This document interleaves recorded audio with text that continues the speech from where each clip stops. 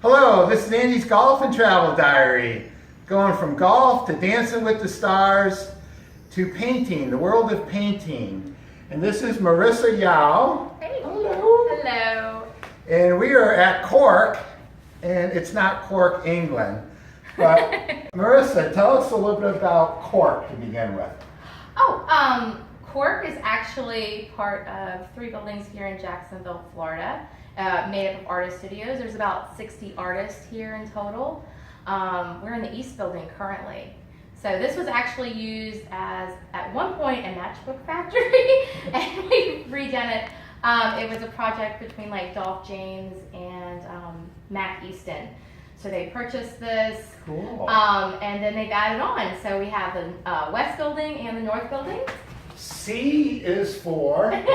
C is for corner of Roselle and King In Jacksonville. the Riverside area. Area of Jacksonville. Well, this is really fascinating. Do you have a couple more minutes to answer a few more questions? Sure, I can do that. So Marisa, tell me a little bit about yourself.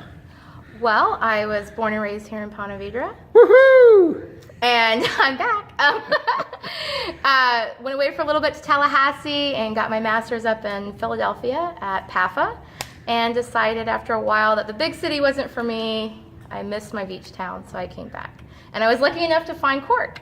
So this is where we are now. What piqued your interest? How did you become a painter? Oh my goodness. I have loved art since I was a little kid. And I never thought that I could actually make that into a career. So I had a lot of different ideas. But I got my AA at FCCJ with a really wonderful professor before she retired. And she was my main focus. And she was like, you can do this. And so I was like, you know what? I'm going to try. The worst thing is to, be in something that you're unhappy with. So I was like, I'm going to pursue this. It's not always easy, but it does make me happy. So that's why I got into it. It's my passion. So here we are in Cork, 3 buildings, 60 artists, and you're going to take us into your world. Yes. Welcome. Come on in. Woohoo!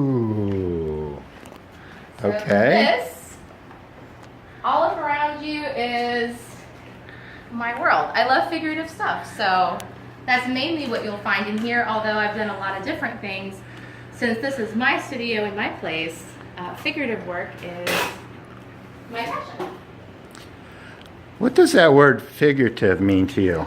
Figurative to me is basically anything to do with the human body, human figure. Drawing, painting, it doesn't necessarily, sculpture, it doesn't have to be a certain media. It just can be about the human form. So that's what figurative means. How did you center on the figure? Well, I thought it was the most challenging. And it was the one that was always changing, and it gave me the most interest. I started out actually doing like animation drawings. I thought about even being an animator for a little bit, but I took my first drawing class, my first anatomy drawing class, figure class, and I was so embarrassed. I was like, oh my gosh, there's a naked person. But after a little while, I got through that, and now, people are always asking, like, you drawing naked people? So it's like, no, I'm drawing the body, and you don't see that anymore. It becomes, everybody's different. Everything's a new challenge. Even though it's all the same, everything is always something fresh. Do you do nudes as well as what we see here? Yes. Yeah, I do nudes, I do people with, figurative encompasses everything, portraits, most stuff I have, a lot of stuff I have is nude, some stuff is not, and I do a lot of drawings and things that are not, so it encompasses everything. Basically, I like capturing the essence of being a human being. Tell me the story, the inspiration behind your piece here. What's its title? So, well, this was called Lone Sparrow, and Lone Sparrow as in the bird. As in the bird.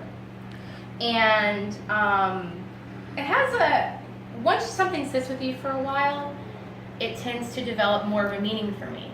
But originally, I came to this idea, I was in Philly. I had a dream, and I had seen this image.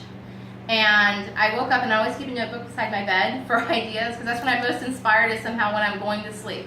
Either that or in the shower. It's like the most inconvenient times, there's inspiration. So I wrote it down, and I went to sleep, and I woke up the next morning, and I looked at my stuff, because I remembered I'd written something down, and I was like, oh, this image, and I didn't know why at the time.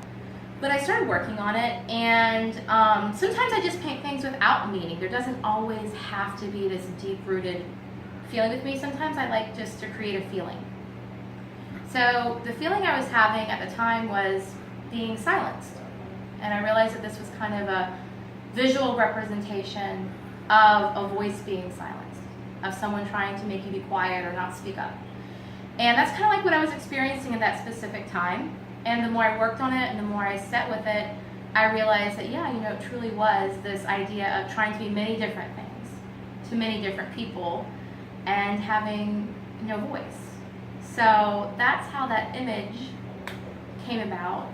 And I had I listened to many different artists speak up there. Two that really caught me, and I love their work, was Vincent Desiderio and Alexander Kanevsky. They have very different feelings on painting and why they paint, but I liked Alex's take on just painting. He paints images, he just creates a feeling. And then Vincent was like, no, you have to have a story. So it was this kind of combative ideas. But that's where I kind of found myself, like, does this have a story or is this just an image? And I realized it's kind of merging. It started out with just a feeling, and then there was a story behind it. So that's where that came about.